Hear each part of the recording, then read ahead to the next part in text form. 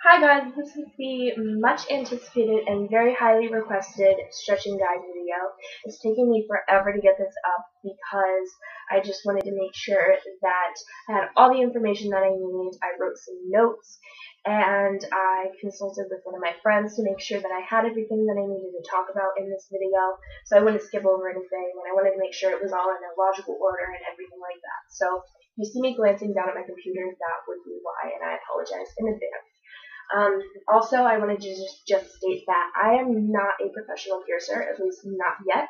I'm going to be getting my apprenticeship hopefully at the beginning of next year, if all goes as planned, so crossing my fingers that that happens. I've been stretching my ears for around 2 years now. This lobe is 25 millimeters inch, and then this one here is 22 millimeters or 7/8.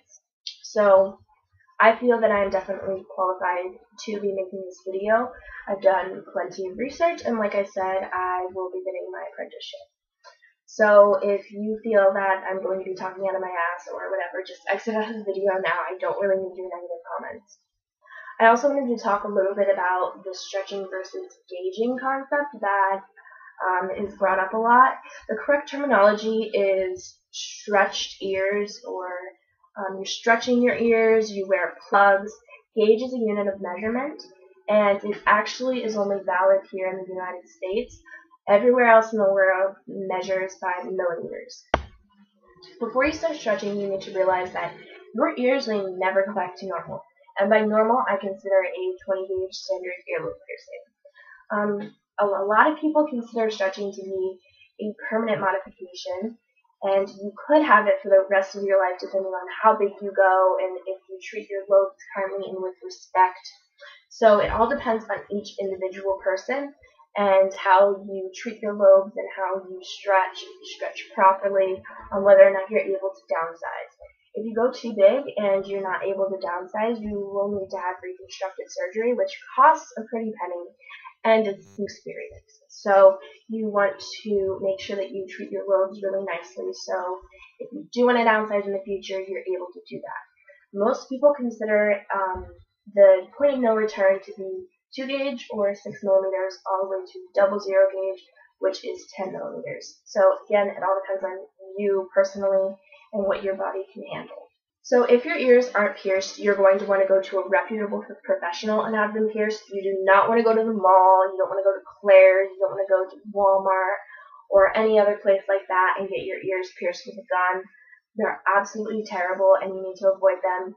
I'm going to put a video down in the description that shows the difference between a piercing needle, a hollow piercing needle, and a stud that is used in piercing guns. And I'm also going to put a link to the APP site, the Association of Professional Piercers, a link to their stud piercing guns. It just gives a little bit of information about why piercing guns are bad and need to be avoided. So you can have your ears pierced initially at a larger size. You can have them pierced at 16 gauge and stretch from there. You can have them scalpeled, but it all depends on what you want and what your piercer is comfortable with. So now I'm going to talk a little bit about methods of stretching. The first 3 ways are how to properly stretch your ears, and then the next 3 ways are methods that should be avoided if you want to have healthy and happy ears. So the first method would be tapering, and this is a taper. It is an 8 gauge stainless steel taper. You see that it provides a gradual stretch, which is needed when tapering. You don't want to use acrylic tapers. I'll get into acrylic and all that later in the video, but you need to stop using tapers after 2 gauge. It's an absolute must, because once you get to 2 gauge, the jump from 2 gauge to 0 gauge is a 2 millimeter difference, as well as the jump from 0 to 00 gauge. So you're going to want to use one of the next 2 methods to stretch from there on out if you want to avoid the risk of blowing out and tearing and getting cat butt, which is just scar tissue, and all that kind of nasty stuff that can go on with stretching if you don't do it properly.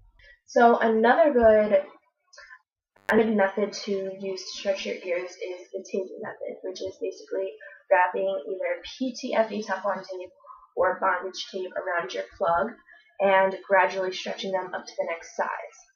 I'm going to put a link to my friend Emily's blog post about it. It's fabulous, it's perfect. So read that if you're interested in the taping method, because it's a good method, but the best by far is the last one, which is letting your ears naturally stretch. Any piercing will stretch itself naturally over time if you give it enough. So this method is just basically waiting it out, waiting a couple months so the next size easily slips in with lubricant and you don't feel any pressure or it's not forced or anything like that. It does take a while, but you need to remember that stretching isn't a race and you don't need to get to your goal size in a matter of a couple of months. A couple methods that you don't want to use while stretching is, one, using really crappy tapers. You don't want to use acrylic or anything that is really tiny in length, because those can be just as destructive as the next methods that I'm going to discuss. One is dead stretching, and this is just shoving a larger piece of jewelry into the fistula before it's ready, and this increases your risk of blowout, tearing, etc. You don't want that to happen. You just want your ear to loosen up over time. Now, the difference between this and natural stretching is natural stretching you allow it to stretch over time and it easily slips in. And stretching, the jewelry is forced in, which is not good at all. And the last method is using silicone to stretch. Silicone is the really squishy stuff that you can use, and it may look like an awesome idea because in just a matter of seconds your ear is up to the next size. The silicone is only to be worn in 100% healed piercings. It's too porous to stretch with, and it stretches the ear way too fast, and just because your friend did it or you saw someone on YouTube stretching with silicone doesn't mean that you should, because it just provides a really great risk, and if you want nice ears, you don't want to put that risk of blowing out or tearing or anything like that and having to downsize. When stretching, you need to immediately follow through with jewelry. Tapers are not jewelry, people. They are a tool to stretch your ears with and should be treated like such.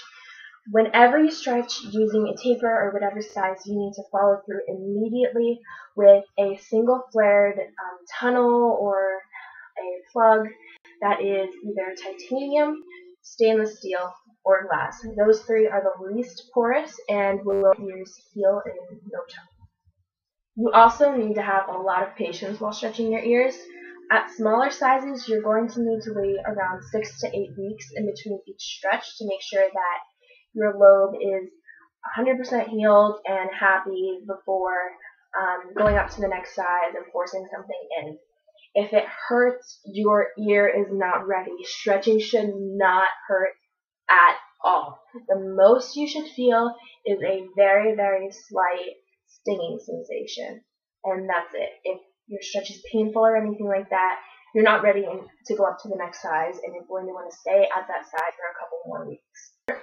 Another really important thing is to not skip sizes. I'm going to put all the sizes down below in gauge as well as millimeters, so that way you have the conversion. It's really awesome to learn the conversions because then you don't have to worry about looking stuff up and making sure it's the right size and everything like that.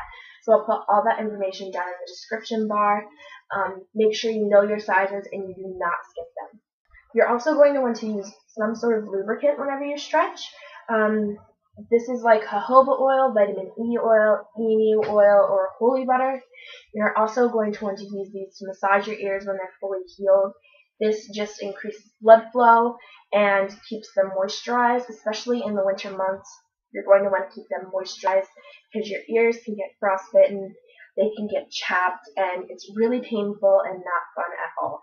So this just helps out a lot with it. You're also going to want to allow your ears to have adequate naked time like you're doing right now.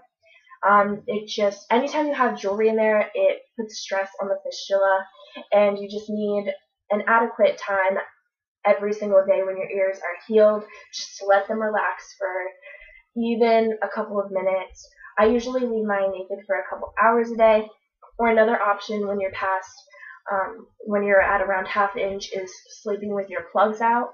I don't do that because I tend to sleep for ridiculous amounts of time, usually 12 hours or more, and I'm worried about mine shrinking up overnight, which can happen. So Next, you're going to want to avoid acrylic at all costs. Acrylic is what is sold at places like Hot Topic and Spencer's, which are not good places to get jewelry at all.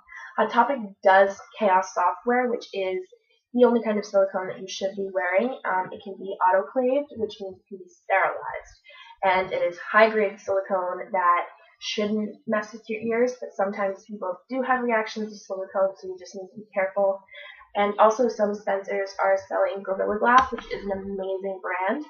But you can get your jewelry from any local shop that's reputable, or you can get it from online stores. I'll put a couple of them down in the description below for you guys to check out. Acrylic breaks down at body temperature, even below body temperature, it breaks down and releases toxins that are as toxic as carbon monoxide. So you don't want that in your ears. You can have a really bad reaction from it. Acrylic should never be going in a fresh stretch. Some people will wear it for a couple of hours in fully healed piercings and put tape around it, but it still doesn't prevent the toxins from leaching out. So you can get, I know a lot of people say like, oh, there's so many designs in acrylic. Look at glass, look at different kinds of woods and organics. You will find much prettier things in those forms. Of course, it's going to be a little bit more expensive, but it's really worth it for your body to be healthy. You also need to treat a new stretch as a fresh piercing, which means cleaning it. Now, you're going to never want to use anything like peroxide or alcohol to clean your ears with, or any other piercing, because it not only dries it out, but it kills the bad bacteria as well as good bacteria. So you need some of those. You need some of that for it to heal properly. So you want to stick to sea salt silks. They're amazing, and that's how I've healed my piercings, and they work wonders. Just made a video before making this about how to make a sea salt solution to soak your piercings in. So I'll link that right here and down below for you guys to check out if you're curious as to how to do a sea salt soak. So that's about it, really. I hope you guys found this video helpful and that it helps you out with all your stretching inquiries. If you have any questions or I didn't cover something, which I don't think I did, be sure to post them in the comments or even message me about it. I help you out as much as I possibly can, and if I can't help you out, I can refer you to someone who can.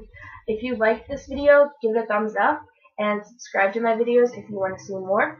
I will talk to all of you guys soon. I should have a new video posted soon. I plan on making an updated modifications video because I've gotten some work done, and a video all about my new tattoo, and a couple more that I have planned out. So look around for those, and I will see you guys soon. Thank you so much for watching, and I'll talk to you guys soon. Bye!